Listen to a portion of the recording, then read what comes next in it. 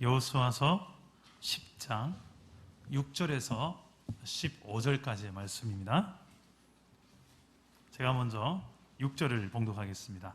기브온 사람들이 길갈 진영에 사람을 보내어 여호수아에게 전하되 당신의 종들 돕기를 더디게 하지 마시고 속히 우리에게 올라와 우리를 구하소서. 산지에 거주하는 아모리 사람의 왕들이 다 모여 우리를 치나이다 하매 여호수아가 모든 군사와 용사와 더불어 길갈에서 올라가니라. 그때 여호와께서 여호수아에게 이르시되 그들을 두려워하지 말라. 내가 그들을 네 손에 넘겨주었으니 그들 중에서 한 사람도 너를 당할 자 없으리라 하신지라. 여호수아가 길갈에서 밤새도록 올라가 갑자기 그들에게 이르니 여호와께서 그들을 이스라엘 앞에서 패하게 하심으로 여호수아가 그들을 기브온에서 크게 살육하고 베드론에 올라가는 비탈에서 추격하여 아세가와 막게다까지 이르니라. 그들이 이스라엘 앞에서 도망하여 베드론의 비탈에서 내려갈 때에 여호와께서 하늘에서 큰 우박 덩이를 아세가에 이르기까지 내리시매 그들이 죽었으니 이스라엘 자손의 칼에 죽은 자보다 우박에 죽은 자가 더 많았더라. 여호와께서 아모리 사람을 이스라엘 자손에게 넘겨주시던 날에 여호수아가 여호와께 아뢰어 이스라엘의 목전에서 이르되 태양아 너는 기브온 위에 머무르라. 달아 너도 아얄론 골짜기에서 그리할지어다 하매 태양이 머물고 달이 멈추기를 백성이 그 대적에게 원수를 갚기까지 하였느니라. 야살의 책에 태양이 중천에 머물러서 거의 종일토록 속히 내려가지 아니하였다고 기록되지 아니하였느냐. 여호와께서 사람의 목소리를 들으신 이 같은 날은 전에도 없었고 후에도 없었나니 이는 여호와께서 이스라엘을 위하여 싸우셨음이니라. 여호수아가 온 이스라엘과 더불어 길갈 진영으로 돌아왔더라. 아멘. 할렐루야. 오늘도 말씀으로 찾아오시는 주님 만나기를 축복합니다. 여러분 살다 보면 우리 관계 속에서 신뢰가 무너질 때가 있습니다. 오늘 설교 제목이 신뢰가 무너졌을 때라는 제목입니다. 신뢰가 무너지면 어떻습니까? 아프죠. 관계가 내가 그 사람을 믿었던 만큼 신뢰했던 만큼 힘들고 아픕니다. 여러분 그래 본 경험이 있습니까? 세상 사람들 다 그렇게 산다 할지라도 우리가 예수를 믿는 하나님을 인정하고 믿는 저와 여러분들은 그런 상황 속에서 어떻게 사는 게 우리가 신앙으로 사는 것일까? 우리는 하나님 나라를 배우고 있지 않습니까? 하나님 나라가 죽고 나서 천국에 가는 것만이 하나님 나라가 아니라 죽기 전에도 예수 믿는 그 순간부터 이미 천국은 시작된다. 하나님의 통치와 다스림이 내 삶에 나타나는 그곳이다. 하나님 나라다. 그렇다면 이런 정말 아픔의 순간 서로 간의 신뢰가 깨어진 그 순간에도 하나님의 나라를 우리는 어떻게 말할 수 있을까요? 그 이야기가 우리 부부 이야기고 우리 자녀와 부모와의 관계 이야기고 또한 직장의 동료와의 관계 이야기며 또 지도자를 향한 관계의 이야기도 합니다. 또 교회 공동체 안에서 일어난 이야기도 합니다. 늘 보는 그 사람들이에요. 우리가 가정에서 부부 관계 속에 부부가 신뢰가 깨어지면 참 같은 침대에 누워있는 자체가 힘들죠. 부부 싸움은 나는 이제 누가 방을 나갑니까 보통? 예전에는 아내가 나가는 남자가 센 사람이 안방을 지키고 있군요. 보통 한 명이 나갑니다. 그죠? 침대에서 같이 자기가 힘들어지는 이유가 무엇입니까? 서로 간에 신뢰가 깨어졌기 때문에. 부부 생활을 하다 보면 이렇게 신뢰가 깨어지는 경우가 한두 번이 아니죠. 그렇게 사랑해서 결혼했는데 100% 온전히 믿기가 힘든 관계일 때가 있죠. 어떻게 나한테 이럴 수가 있어? 자녀도 마찬가지입니다. 어떻게 네가 나한테 이럴 수 있냐라는 생각이 들 때도 살다 보면 있습니다.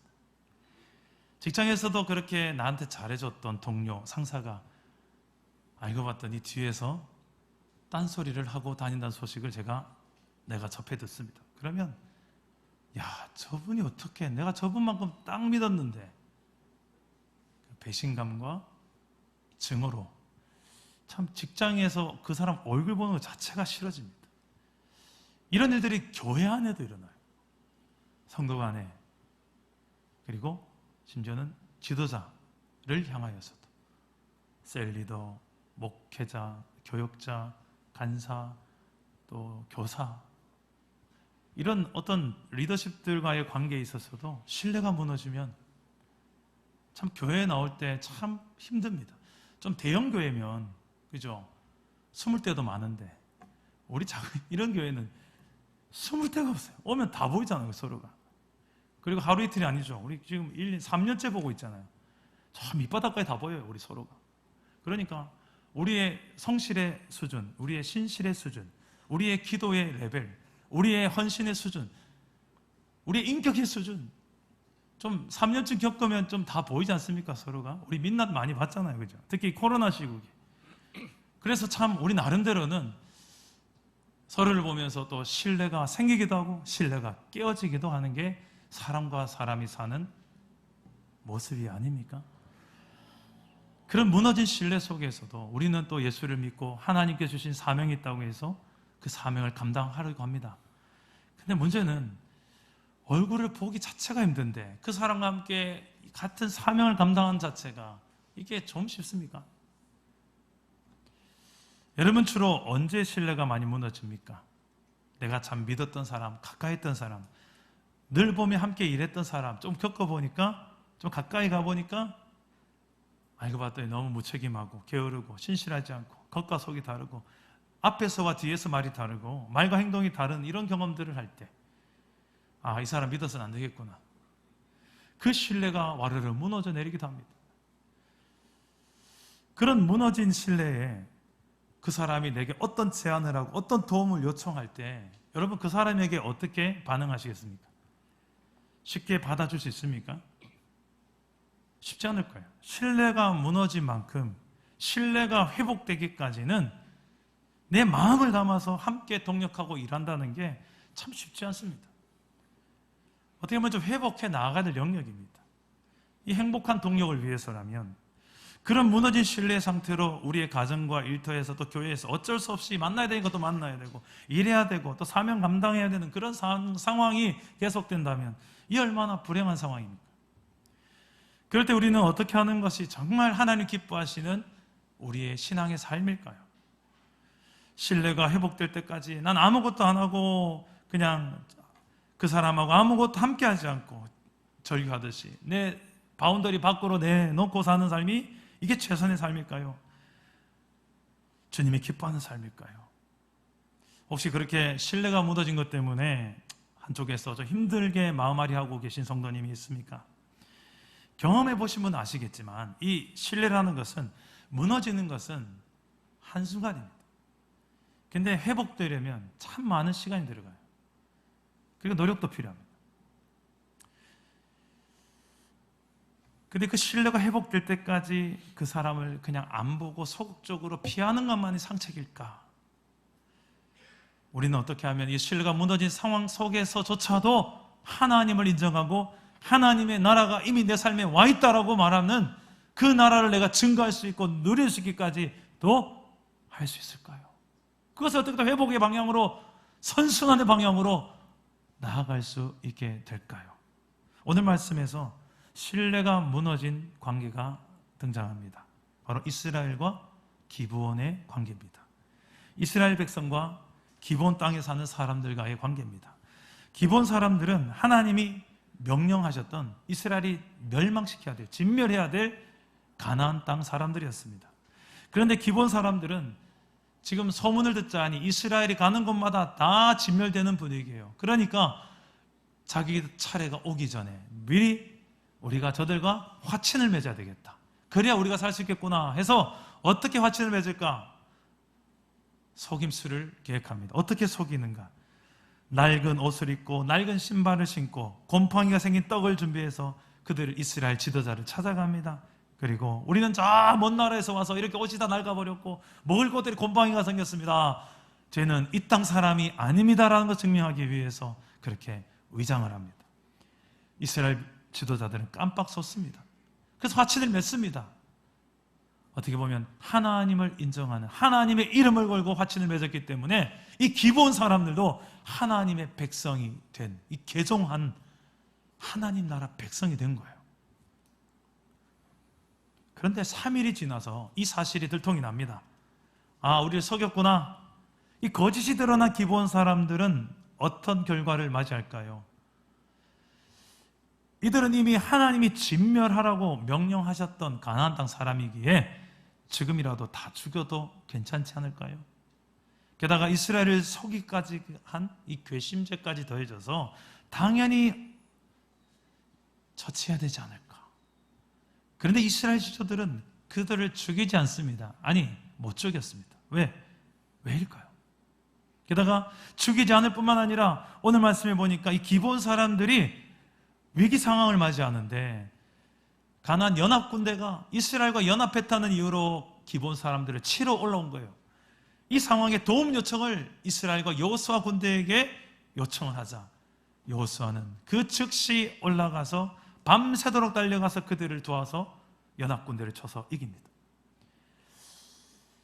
저는 이런 여호수아와 이 지도자들 그리고 이스라엘이 이런 상황 속에서 어떻게 보면 지금 속임을 당했고 저 사람들을 믿을 만한가? 정말 지금 위기 상황이 맞나? 오히려 이것도 함정 아닐까? 충분히 이런 생각을 할 수 있는 상황 아니겠습니까? 그런데 그들을 도우러 올라갑니다. 우리도 좀 신앙생활 하다 보면 이런 경우가 있어요. 한 번 속고 두 번 속고 그 다음에 절대 내가 안 속으려 해놓고 또 속는 내 모습일 때가 있어요. 그러다 보면서 사람에 대한 회의감이 느끼고 대인관계에 대해서 약간 기피증도 생기는 성도들도 있습니다. 예수 믿는 사람들은 이렇게 속이고 속이는 세상의 이런 대세 속에서 못 속이는 게 등신인 이런 세상 속에서 이런 세상 속에서 내가 어떻게 하나님 나라 백성으로서 신앙을 가지고서 살아가며 세상 속에서 하나님 나라는 이런 거다라고 말하고 보여주고 증거하고 내가 누리면서 살아갈 수 있을까요? 여호수아와 그의 군대는 도대체 어떤 신앙이 있었기에 어떤 믿음이 있었기에 이 신뢰가 무너진 상황 속에서도 그들을 죽이지 않고 오히려 그들이 힘들 때 도와주고 나아가서 여전히 그들이 행해왔던 가나안 정복 사명을 끝까지 완수할 수 있었을까? 오늘 세 가지를 나누겠습니다. 첫째로 이스라엘 그들에게는 언약 백성이라는 중요한 정체성이 있었기 때문입니다. 이 언약 백성의 정체성, 이스라엘이 믿었던 하나님이 어떤 하나님이냐면 약속의 하나님, 언약의 하나님이었어요. 성경을 보시면 아시겠지만 창세기부터 펼쳐보면 아브라함 이야기 때부터, 아니죠, 그 이전부터 창세기 1장에서부터 하나님이 약속으로 시작합니다. 그러나 이 인간이 약속을 깨고 하나님께 반역을 저지릅니다. 하나님은 세상을 없애고 다시 재창조해야 되지만 하나님은 회복을 약속하시고 그 회복을 위해 아브라함 한 사람을 부르시고 그에게 또 약속을 주십니다. 너로 말미암아 큰 민족을 이룰 것이다. 내 나라를 이룰 것이다. 내 백성이 될 것이다. 너는 내 나라 주민등록번호 1번으로 아브라함 너를 삼겠다. 그래서 아브라함에게도 약속 주시고 이삭의 그 아들 이삭에게도 약속 주시고 야곱에도 약속 주시고 나중에 모세에게도 약속을 주시고 다윗에게도 약속을 주시고 그 약속이 계속 주시고 이루시고 하다가 결국 그 약속의 성취가 완성이 되는 게 바로 예수 그리스도 이 땅에 오셔서 하나님이 실제로 이 땅에 오셔서 왕이 이 땅에 오셔서 그가 친히 다스리는 시작이 하나님 나라가 도래한 거예요. 이제부터는 그 예수 그리스도를 믿기만 하면 하나님 나라 백성이 되어지고 그분의 통치가 인정되는 만큼 내 삶에 하나님 나라가 경험되어지게끔 하는 놀라운 복을 주신 거예요. 이게 다 약속을 통해서 성취하신 하나님의 방법이었어요. 그래서 우리가 믿는 하나님은 약속의 하나님이다. 약속을 주시고 언약을 하시고 그 약속을 이행하시면서 하나님이 어떤 분이신지를 보여주시고 하나님 나라가 어떤 곳인지를 증명하신 하나님이시다. 이것을 이스라엘 백성들도 알았던 거예요. 그래서 비록 거짓으로 자신을 속인 자들이지만 하나님의 이름으로 지금 약속을 맺었기 때문에 하나님의 이름을 걸고 언약을 맺었기 때문에 그들을 언약 백성으로 이미 하나님 나라 백성으로 맞아들인 상황이기 때문에 그들을 어찌할 수 없는 거예요. 하나님 때문에 어떻게 보면 참는 거죠. 여호수아 9장 19절 말씀입니다. 우리 다 같이 한번 화면을 보시고 한번 읽어보시겠습니까? 오늘 말씀 앞에 어떤 일이 있었는지 이스라엘의 족장들이 이렇게 고백을 합니다. 함께 읽어봅시다. 시작. 모든 족장이 온 회중에게 이르되 우리가 이스라엘의 하나님 여호와로 그들에게 맹세하였은즉 이제 그들을 건드리지 못하리라. 여기서 그들은 기브온 사람들입니다. 거짓 화친 조약을 맺었다. 그 위장에서 살려고 목숨을 부지하려고 화친을 맺었던 그들을 어찌할 수 없다. 건드리지 못한다. 왜? 여호와의 이름으로 하나님의 이름으로 그들과 맹세했기 때문에. 어떻게 보면 이 이야기가 지금 저와 여러분의 이야기예요. 우리가 하나님 예수 믿고 하나님 백성 된 게 어떻게 보면 하나님은 이미 주신 그 약속을 지키시는 하나님이시기 때문에 우리 같은 죄인도 구원받을 수 있었고 우리 같은 죄인도 하나님의 나라 백성이 되고 우리 같은 죄인도 하나님 죄인 되고 하나님의 자녀가 되고 또 하나님의 동역자가 되게 하신 것입니다. 예수를 믿음으로 하나님의 백성이 된 저와 여러분들에게도 이 언약 백성이라는 정체성이 너무 중요합니다.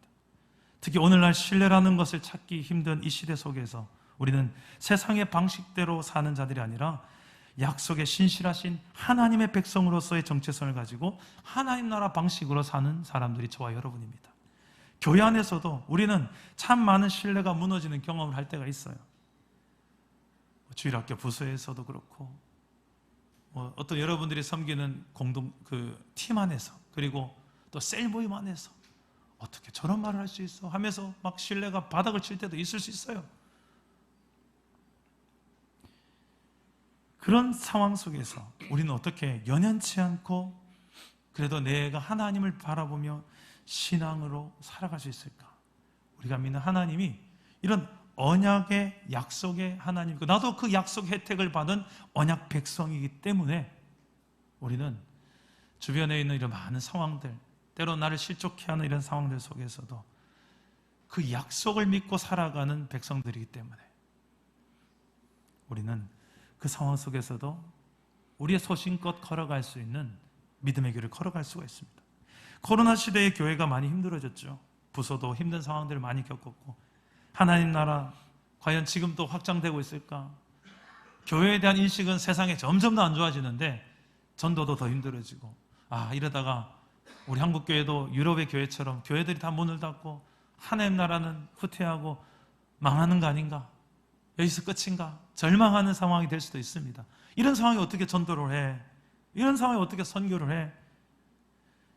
그러나 하나님은 하나님의 약속은 이 코로나 상황 속에서도 여전히 이루어지고 있는 줄 믿으시기 바랍니다.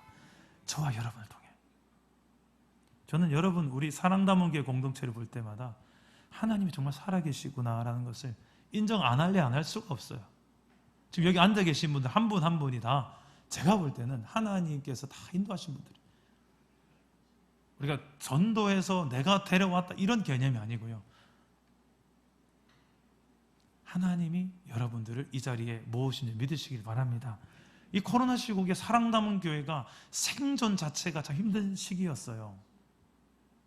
전도도 잘 못하고 대면도 잘 못하고 어쩌다가 대면했다가 또 코로나가 또 왕성하게 일어나서 정말 대면 자체가 두려웠던 시간들이 얼마나 많았습니까? 그런데 그 가운데서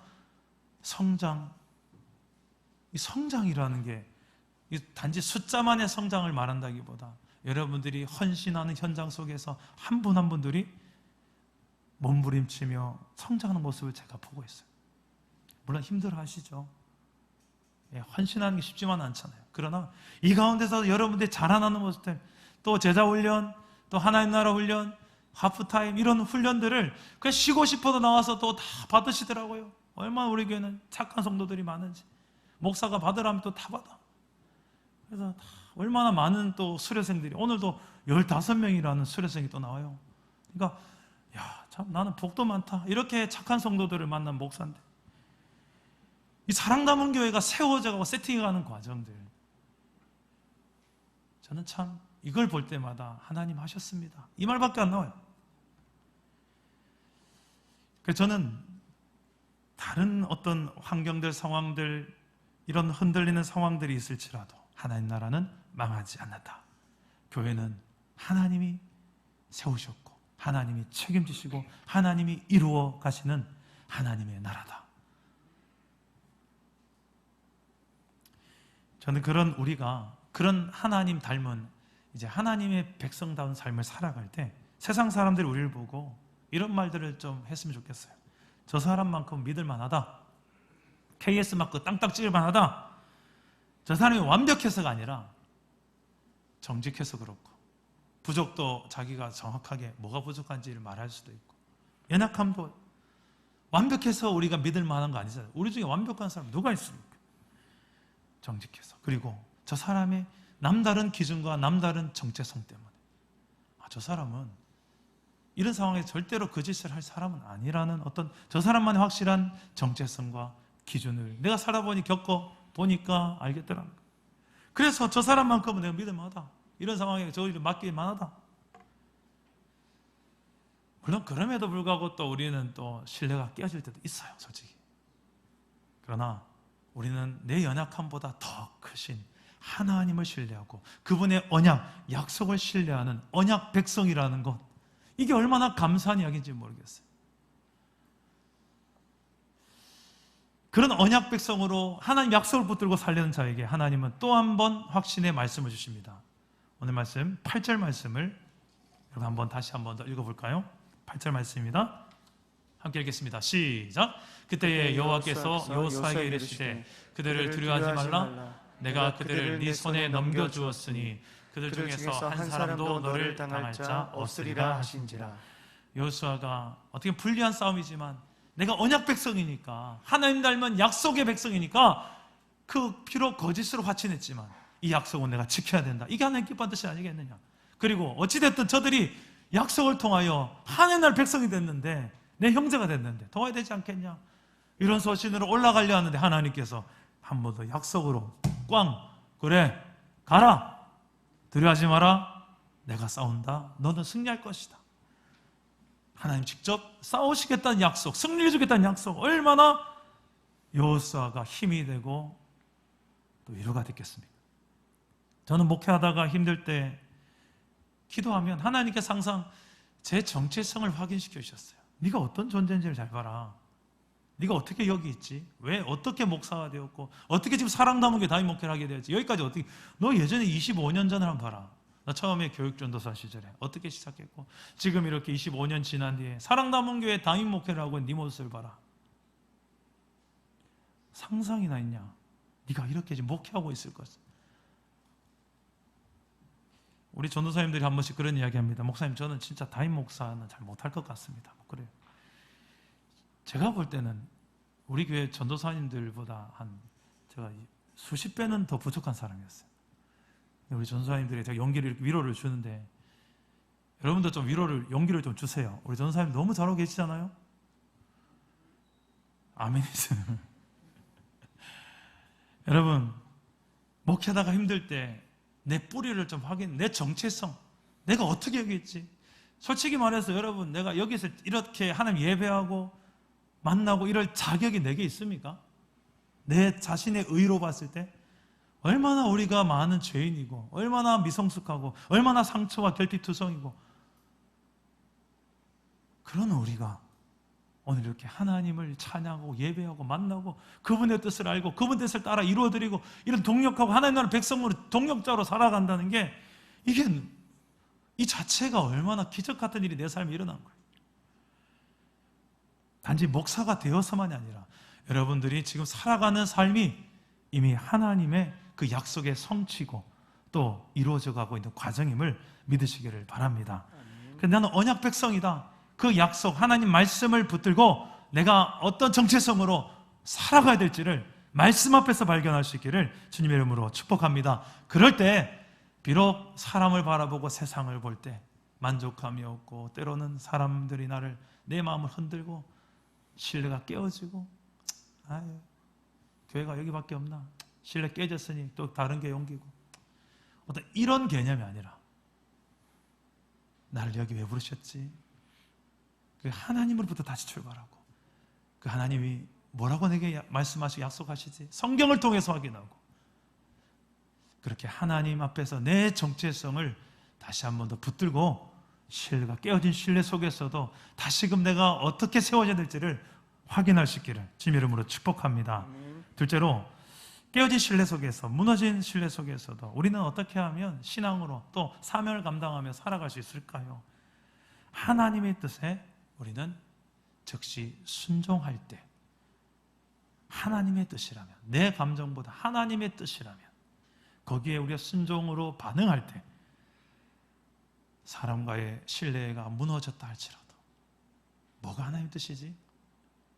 뭐가 하나님 기뻐하시고 선하시고 온전한 뜻이지? 이걸 분별하고 거기에 내 모든 걸 맞출 때 내 감정이 아니라 내 상처가 아니라 저 사람과 무너진 신뢰보다도 여기를 더 하나님의 뜻에 더 우선순위를 두고 거기에 맞춰서 순종할 때 우리의 삶은 놀라운 하나님의 회복의 역사로 하나님이 행하시는 일들로 사명을 감당하는 쪽으로 나아가게 될 줄 믿으시길 바랍니다. 오늘 말씀 9절과 10절 말씀 우리 한번 읽어봅시다. 9절과 10절입니다. 시작. 여호수아가 길갈에서 밤새도록 올라가 갑자기 그들에게 이르니 여호와께서 그들을 이스라엘 앞에서 패하게 하심으로 여호수아가 그들을 기브온에서 크게 살육하고 베드론에 올라가는 비탈에서 추격하여 아세가와 마케다까지 이르니라. 아멘. 하나님의 역사는 이렇게 순종하는 믿음의 삶에 일어나요. 여호수아는 하나님이 말씀하시면 올라가라, 내가 싸운다, 넌 승리할 것이다, 두려워하지 마라. 그 즉시 밤새도록 그 사명을 완수하기 위하여 순종의 길을 내딛습니다. 자고 다음날 가지 피곤할 텐데 밤새도록 갑니다. 이게 진정한 믿음을 가진 하나님의 그 뜻을 안 자들의 믿음의 반응이라는 거예요. 여러분, 하나님의 뜻이라는 것이 확고한 이 확신이 있으면 그것을 행하게 됩니다. 문제는 내가 이 하나님의 뜻이다라는 이 확신의 부족이 있을 때도 많고요. 또 하나는 알지만 그렇게 행하지 않는 나의 완고함과 고집과 여전히 내 중심적인 이게 하나님의 방식보다 더 나을 것 같아서 거역하고 반역하는 내 안에 불순종도 있습니다. 상대는 비록 지금 진정성이 떨어진 나를 한번 속였던 기브온 사람들입니다. 그들의 구조 요청 앞에 여호수아는 하나님의 말씀을 듣고 지체하지 않습니다. 밤새도록 올라가 그들을 구하죠. 생각해 보십시오. 거짓말 한번 속았던 경험이 있는 사람, 그 사람의 어떤 요청이 내 귀에 들어오겠습니까? 그것 또한 거짓일 수 있는데, 이 또한 함정일 수 있는데, 그러나 여호수아는 이보다, 이 상황보다 하나님의 뜻을 더 앞에 뒀기 때문에, 그 뜻을 신뢰했기 때문에, 믿었기 때문에 밤새도록 올라가는 순종을 할 수가 있었고, 목숨을 건 순종을 할 수가 있었어요. 이 불리한 전쟁 속에 자신의 목숨과 이스라엘의 모든 운명을 걸고 달려가 자신을 속인, 어떻게 보면 신뢰가 무너진 그들을 향하여 적극적으로 나서서 목숨을 걸고 도와주는 이 행동을 할 수 있었던 것입니다. 그 결과가 무엇입니까? 압도적인 승리를 경험하죠. 여러분의 우리의 삶에도 이런 상황들이 있습니다. 그런데 하나님의 뜻은, 야, 그냥 네가 좀 품었으면 안 되겠니? 야, 김집사 저래서 그래. 그래서 네가 이해해주면 안 되겠니? 좀 참아주고 기다려주면 안 되겠니? 내가 하나님의 뜻을 좀 깨달았으면 이제 즉시 행동으로 옮겨야 되는데 이게 잘 안 되는 거예요. 믿고 깨닫고 행동으로 옮기려는데 이게 잘 안 되는 거예요. 오늘 말씀 속에 여호수아가 이 순종을 통하여서 놀라운 이 가나안 정복이라는 5개 지역의 왕들을 동시에 한 자리에 모아서 사명을 해결하실 뿐만 아니라 그들과 기브온 사람들과 화친을 맺은 이 약속 또한 이행하고, 어떻게 보면 일석이조, 일석삼조죠. 이 순종을 통하여 일어난 결과는 어마어마합니다. 우리 삶에도 좀 이런 결과들을 좀 간증하는 일도 일어났으면 좋겠어요. 내가 그 뜻 하나님 뜻에 순종했더니 내 감정을 앞세우지 않고 내 자존심을 앞세우지 않고 내 상처를 앞세우지 않고 이게 하나님 뜻이니까 그냥 순종했더니 야, 일석삼조의 복을 누렸다. 이런 간증들이 터져나올 수 있기를 축복합니다. 여러분, 순종의 중요성을 참 잘 깨닫게 해준 한 이야기가 있는데요. 하루에 전투가 끝난 어떤 군대 이야기입니다. 지휘관이 그날 전투 상황에 대해서 이제 수장들, 장교들을 모아놓고 전쟁을 평가하는 거예요. 최고 지휘관이 물어봅니다. 어느 군인이 오늘 전투에서 가장 탁월한 전투를 벌인 군인입니까? 말해보라고. 그러니까 어느 장교가 가장 탁월한 군인은 오늘 너무 열심히 전투에 임하다가 너무 열심히 임한 바람에 목숨을 잃어버린 그 전사한 군인 누구입니다 라고 막 부르르 떨면서 얘기하는 거예요. 그 다른 장교가 한 번 또 이야기하는 거예요. 그분도 대단하지만 이분은 너무나도 지혜로운 군인이었어요. 기습 공격을 해서 적군의 수장을 한 방에 죽인 이런 공로가 있는 이 사람입니다. 각자가 장교들이 막 이야기하는 거예요. 이 사람이 더 잘 싸운 군인이다. 그때 지휘관이 이렇게 말합니다. 아니요, 여러분 모두 다 틀렸습니다. 오늘 전장에서 최선의 군인은 적을 죽이려고 칼을 들어 막 내리치려는 그 순간 대각하라 라는 그 나팔 소리를 듣고 적을 치러 들어가지 않고 나팔 소리대로 후퇴한 군인입니다. 지휘관의 명령에 복종한 것이 오늘의 가장 고귀한 일인 것입니다. 하나님의 나라 백성들도 똑같은 원리가 적용돼요. 우리의 지휘관은 하나님이십니다. 아멘이십니까? 하나님이 왕이시고 이 전쟁을 지휘하시는 군대 대장이 되십니다. 우리가 싸우는 싸움은 이렇게 눈에 보이는 사람들과의 싸움이 아니에요. 혈과 육을 대하는 싸움이 아니라고 에베소서에 말하잖아요. 보이지 않는 싸움이에요. 정사와 권세와 이 어둠의 세상 주관자들, 이 악한 영의 권세들이 눈에 보이지 않지만 실존합니다. 이들과의 싸움이에요. 근데 이 싸움을 싸우는 이가 하나님이세요. 그리고 하나님의 백성된 우리를 통해서 싸우세요. 그러면 이 싸움에서 우리가 승리를 맛보는 방법은 지휘관인 왕이신 군대 대장인 하나님의 명령에 잘 복종하는 게 이 싸움에 승리하는 길입니다. 이런 이야기가 구약성에 가득해요. 특히 사울 왕의 불순종에 대해서 지적할 때 사무엘 선지자가 중요한 명언을 남기죠. 뭐가 참된 믿음인지 생각해 보십시오 하면서 이렇게 말합니다. 사무엘상 15장 22절 우리 자막을 보시고 함께 읽어봅시다. 시작. 사무엘이 이르되 여호와께서 번제와 다른 제사를 그의 목소리를 청종하는 것을 좋아하심같이 좋아하시겠나이까. 순종이 제사보다 낫고 듣는 것이 순양의 기름보다 나으니. 아멘. 자, 사랑 담은 교회도 순종으로 세워지는 교회가 되기를 축복합니다. 여러분의 가정 안에도 하나님 말씀의 주권이 딱 우리 가정의 가온이 되고 기준이 되어서 아빠 말에 무조건 순종이, 엄마 말에 순종이 아니라 그보다 더 하나님의 뜻에 순종하는 우리 가정이 되자. 부모가 이렇게 좀 말하는 대포가 있어야 돼요. 우리 가정의 대장은 아빠다 아니고 엄마다, 우리 가정의 갑은 내다 이게 아니고 하나님이시다, 이렇게 당당하게 자주 이야기하시다. 그 하나님의 뜻에 순종할 때야 가정이 천국이 되고요, 하나님 나라가 임하는 거예요. 그 가정을 통해 하나님 나라가 옆에 이웃에게 증거되는 거예요. 저 가정 보니 진짜 나도 저런 가정 되고 싶다. 그러면서 어떻게 그렇게 행복하세요? 예수 믿어서 그래요. 하나님의 뜻대로 살려고 하니까, 하나님이 우리 가정을 다스려 주시니까 계속 기쁜 일들, 감사한 일들, 행복한 일들, 그런 이야기들 뿐이네. 저는 우리 교회에 구석구석에 보면 이렇게 글씨를 좀 새겨놨습니다. 요 위에 보면 worshiper, disciple, missionary.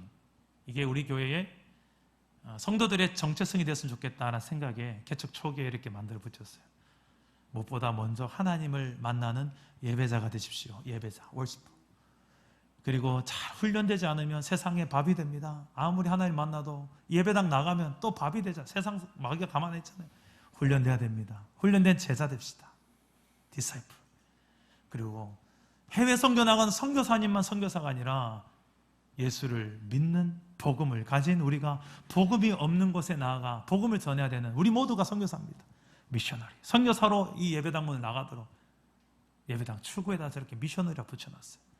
들어올 때 예배자 그리고 제자 훈련되어서 선교사로 세상 가운데 다시 나가는 이런 선교적 교회가 사랑 담은 교회가 됐으면 좋겠다. 이런 걸 전하는데 제가 한 1년 전부터 여기에다 한글을 더 적으려고 계속 묵상하며 어떻게 만들면 좋을까 1년 동안 품고 있는 문구가 있어요. 이거예요.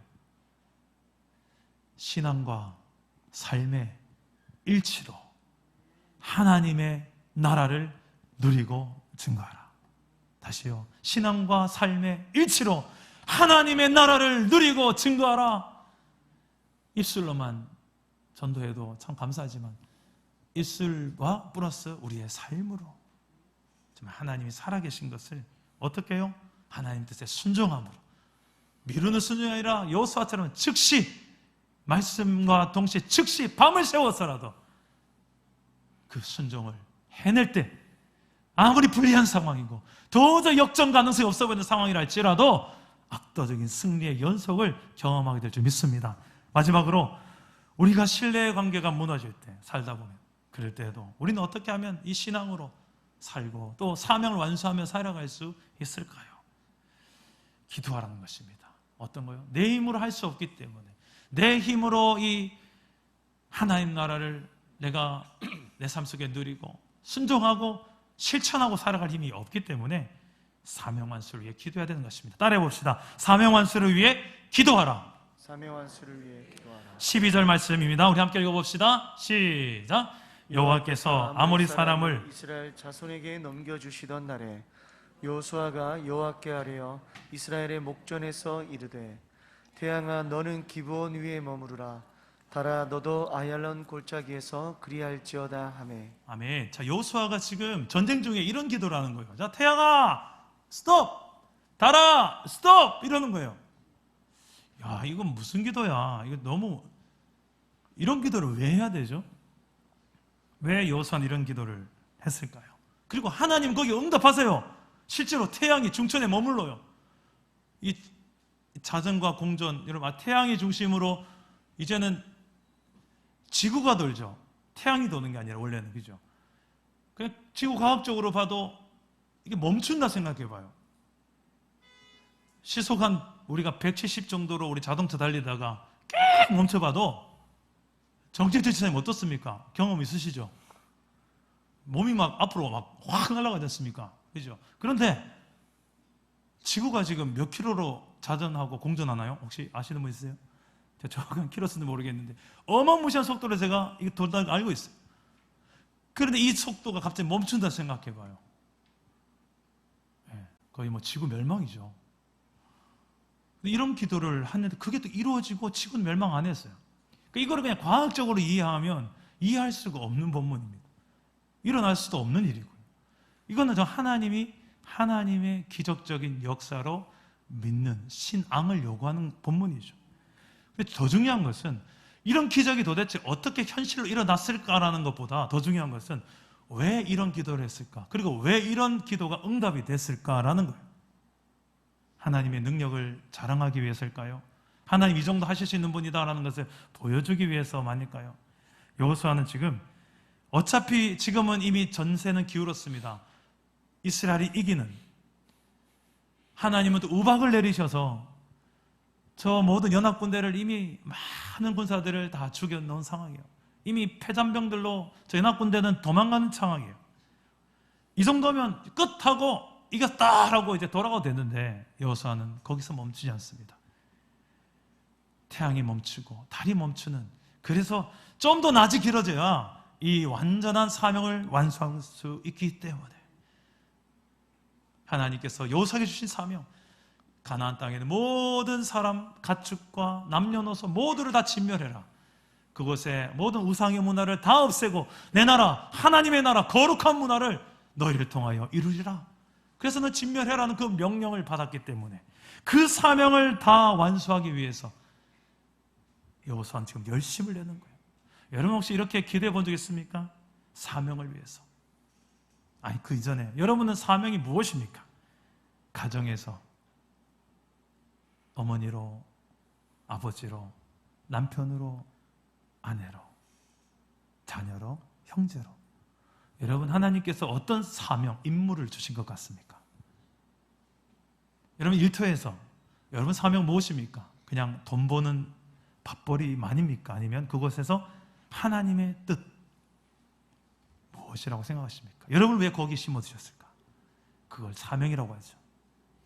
알고 보면 기독교인들의 직장은 다 사명과 연결되어 있습니다. 내가 잘 모르고 있어서 그렇지. 교회 안에서 여러분 사명이 무엇입니까? 여러분이 주어진 임무가 뭐라고 생각하십니까? 저는 가장 큰 임무가 1번이 기도라고 생각합니다. 사무엘이 그런 고백을 했죠. 나는 기도를 쉬는 죄를 범치 않으리라. 사무엘만 특별해서 그런 기도의 사람이라서 그런 게 아니라 모든 사명을 받은 그리스도인들은 같은 마음으로 이 기도의 사명이 있습니다. 여러분들은 어떻게 지금 사명을 위해 기도하고 계십니까? 제가 20대 중반의 어린 나이에 선교단체 대표를 제안받을 때 너무 부담됐었어요. 그때 이전 대표가 했던 말이 있습니다. 근준 형제, 하나님이 세운 자리는 하나님이 감당할 능력도 주십니다. 그때 저는 아멘하고 그 말을 그대로 받고 사닥다리라는 큰 단체를 그 어린 나이에 20대 중반의 나이에 받고 대표로서 끌고 갔어야 됐어요. 그 후로 제가 했던 것은 거의 모든 게 대부분 기도였습니다. 제 힘으로 안 된다는 사실을 알았기 때문에 인정하는 만큼 더 기도하게 되더라고요. 내 힘으로 할 수 있겠다 싶은 만큼 기도 안 하더라고요. 살아보니까. 밤 10시만 되면 신학교 뒷산에 올라가 기도하고, 비가 오면 동네 작은 예배당에 가 기도하고, 뜻을 정하여 기도하니 하나님께서는 제가 기도할 때마다 내가 너와 함께한다. 하나님의 크심을 그냥 다른 응답이 아니에요. 늘 하나님의 응답 한결같았어요. 하나님의 임재를 맛보게 하신 거였어요. 하나님이 나와 함께 하시는 거, 이걸 그냥 경험하게 하셨어요. 기도하니까 하나님 지금 여기 계시군요. 이게 가장 큰 저에게 응답이었어요. 마치 야곱이 베델에서 형 에서의 추격을 받아 도망치다가 한 곳에서 잠을 자는데 그곳에서 하나님 사닥다리 가운데 영광 가운데 야곱이 찾아오시고 약속을 주시고 그를 안심시키고, 그때 야곱이 했던 놀라운 고백이 있잖아요. 하나님이 이곳에 계시거늘 내가 알지 못하였도다. 하나님이 이곳에 계시거늘 내가 알지 못하였도다. 제 고백이 늘 기도하면서 응답이 저는 그 고백이었어요. 하나님 옆에 계셨군요. 하나님 내 곁에 계셨군요. 하나님을 만나니 내 앞에 어떠한 힘든 상황, 무너진 신뢰, 내 힘으로는 불가능하다 사명 다 할 수 있겠더라고요. 그래서 감당했습니다. 대표 사역을 10년 넘게 감당했고 수천 명의 청소년들을 섬기며, 청소년 사역 늘 적자였죠. 그런데 선교단체에서 사례가 나온 것도 아니고 교육전도사 사례로 늘 월 45만 원 받고 동생한테 용돈 15만 원 주고 그러면서 생계가 걱정되시죠. 근데 그러면 선교단체 대표로 간사님, 지난번에 오셨던 김성환 간사님 이런 분들이 또 그분들도 다 우리 간사님들 돈 모아서 선교단체를 그 5만 원, 2만 원 이렇게 모았습니다. 그 가운데 또 고아원 사역 한다고 가서 야쿠르트 사들고 고아원 가고, 제가 생각해보니까 이게 돈이 안 맞아요. 어떻게 뭐 먹고 살았지? 그런데 너무 행복하게 살았던 기억밖에 없어요. 그 재래식 화장실 있는 자취방에서, 단칸방에서 동력자들과 함께 정말 행복하게 웃으며 동력하고 살았던 기억들. 저는 지금 생각해 보니까 이 모든 사명을 행복하게 내 능력에 넘어가도 한참 넘어간 이런 모든 사명들을 무려 지금 한 25년 가까이 사랑 담은 교기까지 감당해 오게 하신 분이 저는 하나님이라고 확신합니다. 기도는 나의 무능과 하나님의 전능하심이 만나는 시간이다. 정말 맞는 말 같아요. 사랑 담은 게 분리개척도 기도의 힘 없이는 감당할 수 없다고 생각합니다. 여러분, 우리 공동체의 여러 가지 사역들을 위해 기도해 주셔야 돼요. 어떤 성도님 저에게 이런 이야기를 자주 하세요. 목사님 죄송해요. 뭐가요? 그랬더니 제가 우리 교회에서 할 수 있는 게 별로 없네요. 그냥 기도밖에 안 해요. 그래서 나와서 이렇게 기도만 합니다. 그래요. 그때 제가 이렇게 합니다. 기도가 제일 중요합니다. 고맙습니다. 기도가 제일 중요합니다. 그래. 다른 건 다 하고 기도 안 하면 제일 중요한 걸 안 하시는 거예요. 왜? 이건 우리가 어떤 하는 싸움이 아니고 우리가 싸워서 될 싸움이 아니라서 하나님이 싸우시는 싸움이고 하나님이 행하셔야만 되는 일이 하나님 나라 사역이에요. 기도해야만 보이고 기도해야만 이루어질 수 있는 그 하나님 나라 사역이 우리 사랑 담은 교회의 사역이기 때문에 기도로서 함께 동력해 줄 수 있기를 간절히 소망합니다.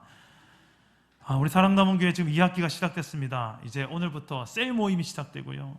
또 하나님 나라 성경 관통 이번 수요일부터 시작되고요. 36명 이상이 또 수강을 합니다. 사랑 담은 버스킹 이번 주 토요일에 또 있고요. 계속 또 다음 세대 사역 꿈미 마드론나 드리머 또 새가족 하프타임 양육훈련 오늘도 15명이 수료하는데 계속 되어질 것입니다. 또 주일밤 리더 제자 훈련 저랑 또 계속 하반기에 또 시작됩니다. 다음 주일부터 12개 팀 사역이 또 계속 돌아갈 것입니다. 찬양팀, 미디어팀, 중보기도팀, 만나팀, 나눔사역팀, 관리팀, 문화사역팀, 새가족팀, 선교팀, 특송팀, 훈련팀, 전도팀 각자 은사대로 여러분 다 배치가 되어 있잖아요. 또 5개 나라 협력 선교사를 놓고 선교 사역에 직접 우리가 구경꾼에 동참하죠. 미얀마, 라오스, 인도네시아, 알바니아, 남아공 여러분 이 모든 사역들이 여러분 생각해 보세요. 우리 이제 분립 개척한 지 3년밖에 안 된 교회예요. 9월이 되면 딱 우리 3년이 되는데 어떻게 이런 것들을 다 하고 있고 해나가지? 어떤 분들은 이건 좀 목사를 좀 원망하는 분도 있을 거예요. 목사님 또 달리신다. 목사님 좀 전체가 있시다. 그럴 수도 있죠. 근데 제가 아니라요. 제가 어떻게 그걸 하겠어요? 제가 아니라 우리 안에 우리의 왕 되시고 우리의 주인 되신 주님께서 지금 우리 교회를 통해서 이 코로나 시국임에도 불구하고 불리한 상황 속에서도 하나님이 앞장서서 행하시는 줄 믿으시길 바랍니다. 그것을 보는 게 기도예요. 그리고 이것을 동참하려면 기도 안 하면 절대 동참 못해요. 불만만 하지. 불평만 하고 어디 한번 해봐라 잘 되나 보자 구경만 하고. 저는 우리 공동체에 구경꾼, 불평꾼, 비판꾼이 사라지고 동참꾼, 동력꾼만 많아질 수 있기를 주 예수의 이름으로 축복합니다. 버스킹도 좀 나오세요. 그냥 우리 노래 자랑하는 자리가 아니고 이 동네 이 지역에 어떻게 해서든 교회가 있습니다. 제가 멘트도 그랬잖아요. 저는 우리 사랑 담은 교회가 중산지구에 세워진 이유는 중산지구 사람들을 정말 행복하게 해주고 사랑으로 섬기기 위해 존재한다고 생각합니다. 노골적으로 복음을 말할 수는 없지만 함축적으로 말하는 거예요. 우리 교회가 저들을 진정으로 행복하시는 게 뭐예요? 예수, 복음, 하나님 나라. 그것을 여러분들이 이제 이 버스킹과 함께 장차 여러분 전도 들고 세상 이 지역에 나아가서 전도 들고 나가서 전해야 될 복음을 위해서 밑밥 까는 거죠. 지금 이 장소에도 나와서 적극적으로 기도로 동력하고 함께 해주시기를 간절히 소망합니다. 이번 주 토요일에 다 오세요. 오셔서 함께 기도해 주시고 동력해 주세요. 보니까 지난주에도 보니 좀 몇 분들만 막 좀 옮기고 너무 수고하는 것 같아서 죄송스러운데 이번 주 중에 우리 전도팀장과 우리 전도팀 담당 박재영 전사님이 역할 분담을 할 겁니다. 그러면 좀 우리 이 정도 많은 숫자가 함께 달라붙으면 아무 일도 안 해요. 늘 헌신하는 소수만 나와서 다 옮기고 다 세팅하고 철수하고 그러니 힘들죠. 함께 동력해서 역할 배분해서 하나님 나라 사역을 함께 동력할 수 있기를 주님의 이름으로 축복합니다. 이 모든 게 기도해야 보여요. 기도하지 않으면 내가 왜 그거 해야 돼? 여기 있는 사람 가서 해. 노래 자랑 잘한 그 노래 좋아하는 사람만 가서 들어. 이게 아니라니까. 이게 얼마나 중요한 또 하나의 영적 사역과 연결되는지 아시고 기도함으로써 우리의 삶의 모든 저 불리한 상황 때로는 신뢰가 무너져 있고 관계가 또 무너져 있고 하지만 그 가운데서도 기도로서 내 힘으로서 이 신뢰를 회복하기 힘들고 내 상황이 와전될 것 같지 않지만 기도함으로써 그 가운데서도 진정 하나님의 뜻을 이뤄내는 저와 여러분 될 수 있기를 주님의 이름으로 축복합니다. 말씀을 맺겠습니다. 살다가 사명 감당하다가 관계 속에 신뢰가 무너질 때가 있습니다. 그때 언약 백성으로서의 정체성을 기억하시기 바랍니다. 하나님이 언약의 신실한 분이기 때문에 나도 그의 백성답게 내가 그 약속에 의해 살고 있는 백성이기 때문에 내 주변에 많은 연약한 지체, 저 신뢰를 깬 저 지체도 어떻게 보면 그 큰 언약 안에 있다는 것을 알고 좀 받아들여주고 용납해 주시기를 바라요. 그리고 내 감정보다 하나님의 뜻을 앞세우고 순종할 때, 감정이 아니라 하나님의 뜻을 앞서 순종해낼 때 거기 하나님의 역사가 일어납니다. 그리고 마지막으로 사명을 완수하기 위해서는 내 힘이 아니에요. 기도해야 돼요. 기도해야 하나님의 능력으로 이 모든 것이 이루어지는 것입니다. 마지막으로 제가 예전에 좋아했던 찬양 사역자 다윗과 요나단 짧은 간증을 나누고 마무리하겠습니다. 두 명의 듀엣 찬양팀이에요. 한 분은 황공명 목사님, 한 분은 전태식 목사님. 이 다윗과 요나단 4집 음반을 내고 이 듀엣 중에 한 분, 전태식 목사님이 미국으로 갑니다. 그 후에 이제 혼자 남은 황공명 목사님이 다윗과 요나단 사역을 혼자서 다니면서 집회를 하는데요. 원래 이 듀엣인데 다윗과 요나단 듀엣이라고 불렀는데 와보니 혼자 오는 거예요. 그래서 이제 방송국의 공연도 서서히 취소되고 교회에서도 사역이 이제 서서히 안 들어옵니다. 예전처럼 왕성하게 원하지 않은 거예요. 다윗과 요나단을. 두 명일 때가 좋았다 이거죠. 자기가 들어봐도 두 명 때가 훨씬 좋은 거예요. 참 많이 힘든 홀로 서기의 시간을 가졌다고 합니다. 그래서 이제부터 피난 연습을 했대요. 목이 아파서 막 힘들어할 정도로 고음이 잘 안 올라가는데 무리하게 고음 연습하다가 이제 목이 상하고 성대가 이제 쇠소리가 나기 시작해요. 병원에 갔더니 성대 결절이 너무 심해서 수술을 하면 이제 성대를 다 드러내야 될지도 모릅니다. 평생 노래를 못할지도 모르고요. 심하면 말을 못할지도 모르겠습니다. 목사고 찬양 사역자였던 이 목사님이 노래를 못하면 내가 어떻게 살지? 말을 못하면 어떻게 살지? 마치 사형선고와 같은 진단이었기 때문에 아내한테도 말 못하고 혼자서 마음앓이를 했다고 그래요. 그때에 하나님께서 이 목사님에게 주신 노래가 있대요.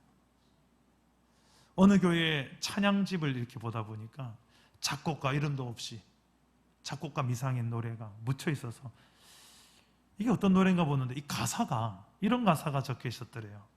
너의 작은 신음에도 응답하시니 너는 어느 곳에 있든지 주를 향하고 주만 바라볼지라 라는 가사. 이 가사 때문에, 이 부분 때문에 정말 많이 울었대요. 여러분도 울어본 경험 있지 않습니까? 이 가사 때문에. 하나님이 내 작은 신음도 듣고 계시고 응답하신다. 내 꺽꺽대는 이 새소리도 다 듣고 계신다. 그 소망으로 다시 일어나기 시작했답니다. 그런데 2년 동안 성대 결절은 계속됐어요. 교회에서 찬양 예배를 인도해도 제대로 노래할 수 없고 꺽꺽댄 소리로 인도했죠.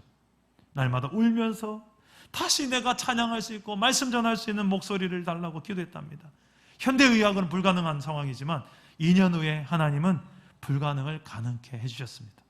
살아계신 하나님은 다시금 목소리를 주셨고 다윗과 요나단 5집 음반 앨범에 이 노래가 들어갔어요. 주만 바라볼지라. 우리 찬양을 함께 찬양하고 함께 기도했으면 좋겠습니다. 하나님의 사랑을 사모하는 자, 우리 함께 찬양하고 기도하겠습니다.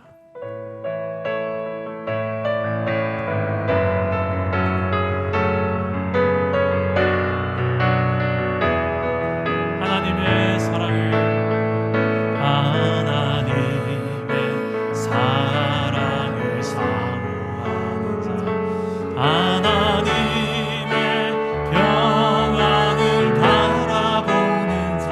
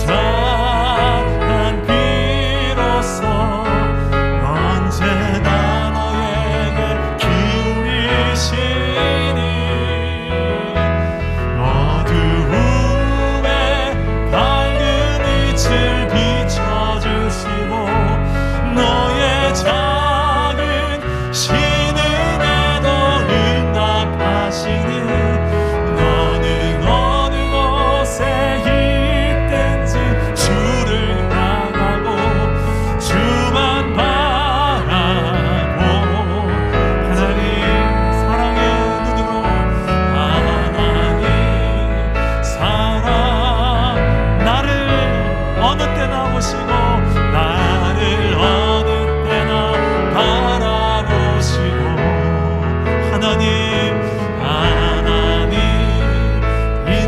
인자한 귀로서 언제나 나에게 기울이시니 어둠의 빛으로 어둠에 밝은 빛을 비춰주시고 나의 작은 신음에도 응답하시니 나는 어느 곳에 있든지 주를 향하고 주만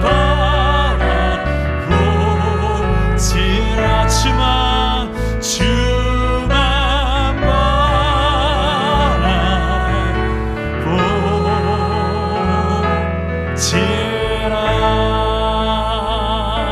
바라보지라. 아멘. 여러분 기도합시다. 오늘 말씀 붙들고 기도합시다.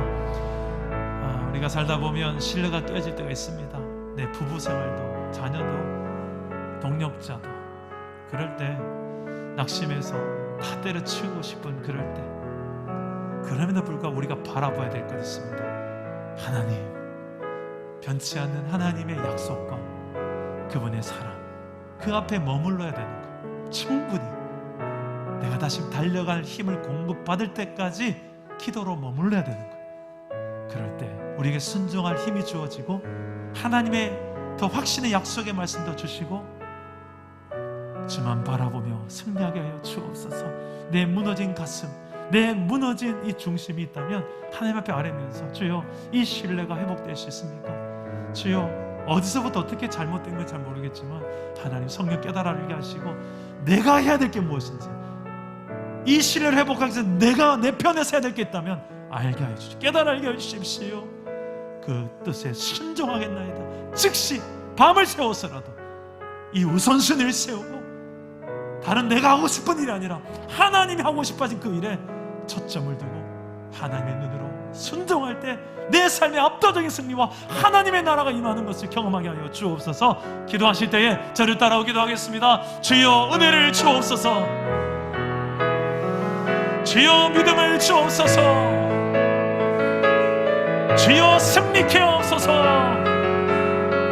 기도합시다. 아버지 하나님, 주님만 바라보며 나아가게 하여 주시고 아버지여 이런 흔들리는 시대 속에서 아버지 우리의 마음에 여러 가지 상한 마음들, 지쳐있는 마음들, 고통하고 있는 마음들 아버지 하나님이여 무너진 신뢰로 신음하고 있는 우리의 신음을 주님께서 외면하지 아니하시고 우리의 이 작은 신호 하나까지도 들으시고 우리의 이 연약한 것들을 주님께서 아시오니 하나님 이 무너진 신뢰를 아버지 회복하시리가 하나님이십니다.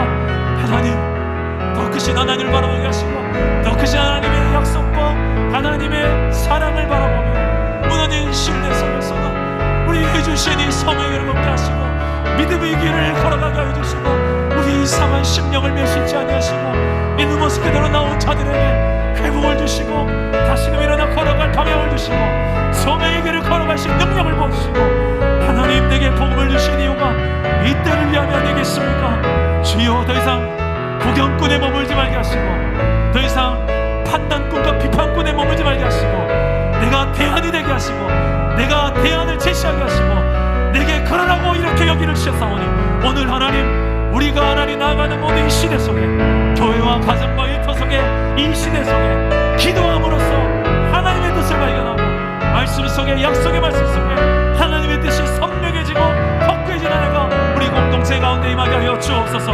사랑나무교회 2학기를 달려갑니다. 예배와 양육과 훈련과 사역 이 모든 사역 속에 하나님의 능력 없이는 불가능하오니 주님이 도우시고 함께하여 주시옵소서.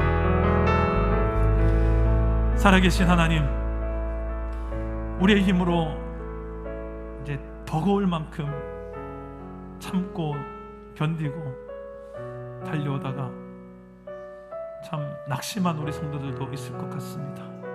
주님 불쌍히 여겨주시고 무너진 신뢰와 힘겨운 우리의 사명의 현장에서 우리의 작은 신음 하나까지 놓치지 아니하시고 이미 듣고 계셨고 함께 우리를 공감하시며 우리를 격려하시고 우리가 져야 될 십자가를 그 사명을 다시금 감당하라고 내가 힘이 되어줄게, 내가 함께 해줄게, 내가 싸울게, 너는 나를 믿고 따르라고 그 순종을 요구하시고 믿음을 요구하시고 기도하라고 하시고, 힘드니까 못하겠으니까 기도하라고, 네 힘으로 하는 게 아니고 내 힘으로 해야만 가능한 거니까 기도하라고.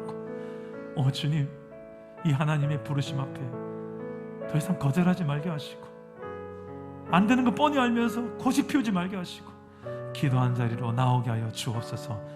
내 삶에 다시금 하나님의 백성으로서의 정체성이 선명해지게 하시고, 내 삶의 방향과 내 삶의 방식이 하나님 나라 백성으로, 언약 백성으로서 주의 말씀 앞세우고 순종하기를 내됨으로 하나님 나라를 이루어드리고 확장하며 당당한 놀라운 불리한 상황 속에서도 압도적인 승리를 경험하는 그런 복된 삶을 살아가게 하여 주시옵소서. 주님께서 그렇게 이 한 주간 우리 함께 하실 줄 믿사오며 예수의 이름으로 기도드립니다. 아멘.